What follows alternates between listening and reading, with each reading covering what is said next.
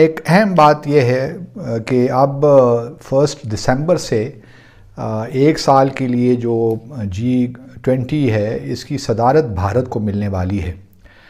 और इससे भी अहम बात यह है दोस्तों कि भारत में अब जो समिट होगी, इजलास होगा शायद जून के महीने में अगले साल 2023 में, वो अब होने लगा है मकबूजा जम्मू और कश्मीर में। पाकिस्तान स्टॉक मार्केट क्रैश कर गई। मार्केट में पहले सेशन में 100 इंडेक्स में 2000 से ज़ायद पॉइंट्स की कमी देखी गई है। ये बड़ी अहम बात है और इसके लिए भारत की हुकूमत ने कमेटी भी तश्कील दे दी है जो तमाम इंतज़ामात करेगी, जायज़ा लेगी। और एक और चीज़ है, चाइना के साथ जो सबसे बुरा, जो चाइना की ब्रांड वैल्यू अब धीरे धीरे खत्म हो रही है।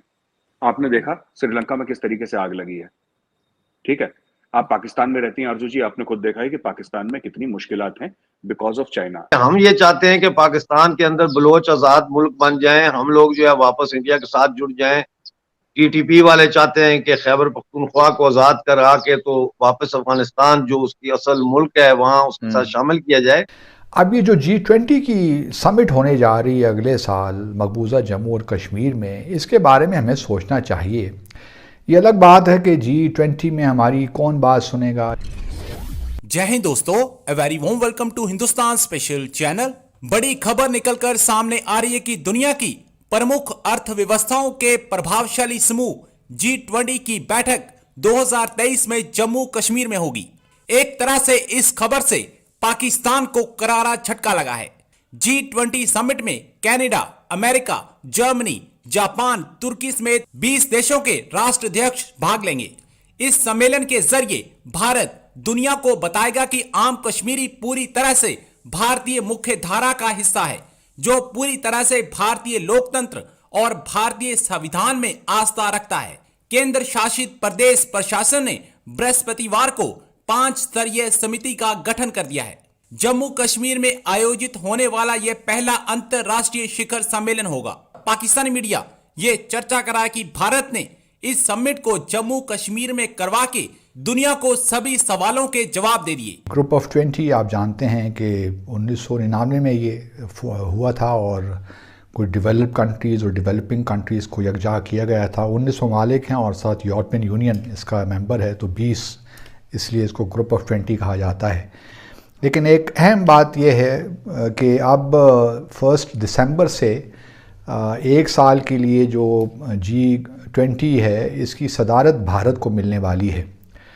और इससे भी अहम बात यह है दोस्तों कि भारत में अब जो समिट होगी, इजलास होगा शायद जून के महीने में अगले साल 2023 में, वो अब होने लगा है मकबूजा जम्मू और कश्मीर में।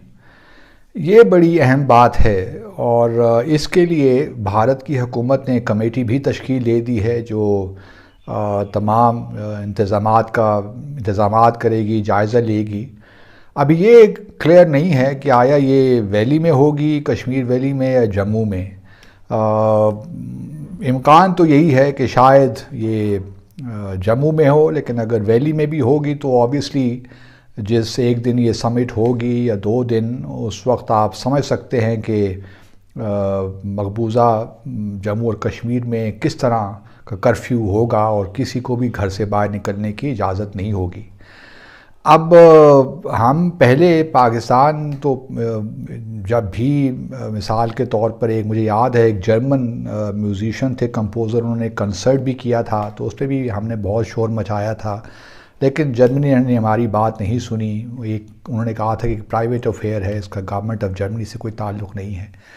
उसके बाद हमने देखा कि UAE शायद यूनाइटेड अरब एमिरेट्स ने कुछ फ़्लाइट्स शुरू की श्रीनगर और UAE के दरमियान, तो उस पर हमने शोर किया तो वो फ़्लाइट्स तो बंद हो गई। लेकिन ये है कि अब 5 अगस्त 2019 के बाद भारत हर वो इक़दामात करने जा रहा है जिससे जो भी उसने गैर आइनी इक़दामात लिए हैं उसको वो दुनिया के सामने ये पेश करे कि दुनिया ने बस तस्लीम कर लिया है और मकबूजा जम्मू और कश्मीर अब भारत का हिस्सा ही है, क्योंकि अब कॉन्स्टिट्यूशन में तब्दीलियाँ चूँकि आ गई हैं तो अब कोई वजह नहीं है कि हम जम्मू और कश्मीर को अपना अटूट अंग के तौर पे ही माने। अब ये जो G20 की समिट होने जा रही है अगले साल मकबूजा जम्मू और कश्मीर में, इसके बारे में हमें सोचना चाहिए। ये अलग बात है कि G20 में हमारी कौन बात सुनेगा। G20 में सिर्फ 3 ममालिक हैं जो OIC के भी मेंबर हैं, जिसमें तुर्की है, इंडोनेशिया है और सऊदी अरब है। लेकिन OIC की कोई कश्मीर स्पेसिफिक रेजोल्यूशन आज तक नहीं हुई। गो के जो इस्लामाबाद में अभी मार्च में इस साल सेशन हुआ था, 48 session council of foreign ministers का, उसमें एक पैरा ज़रूर है इस्लामाबाद कम्युनिके में, लेकिन उससे बियॉन्ड हमें कश्मीर पे कोई लैंग्वेज या कहीं कोई रेजोल्यूशन नहीं मिलती। अब हमें चाहिए कि क्या हम तवक्को रख सकते हैं टर्की से, सऊदी अरब से और इंडोनेशिया से कि वो इस स्टेज पे भारत से प्रोटेस्ट करें। अब लोग ये कहेंगे कि जी आप सऊदी अरब से तो भीख मांग रहे हैं और इंडोनेशिया तो आपकी बात कहाँ सुनता है, तो क्या फ़ायदा है इस किस्म के डिमार्च करने का।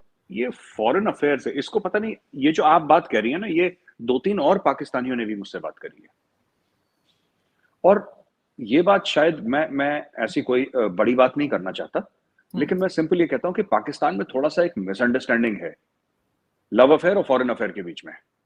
देखिए, ऐसा नहीं है कि अगर अगर ईरान में चीन भी आ गया और भारत भी आ गया तो चीन बोलेगा कि या तो हम रहेंगे या क्यों।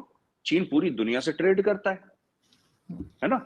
चीन जो है वो पूरी दुनिया से ट्रेड करता है। क्या चीन ये बोल देगा कि नहीं तुम अमेरिका से ट्रेड नहीं, अगर ईरान मेन स्ट्रीम हो जाता है तो क्या चीन ये बोल देगा तुम अमेरिका से ट्रेड नहीं करोगे, तुम रशिया से नहीं करोगे, तुम जापान से नहीं करोगे? और क्या ईरान के लोग और ईरान की गवर्नमेंट अपने आप को बेच थोड़ ना रही है चीन को। दे आर सेइंग कि आप ट्रेड करिए हमारे साथ, आप मुआहदा करिए हमारे साथ, क्योंकि जो आरजू जी व्यापार होता है वो सबके साथ होता है।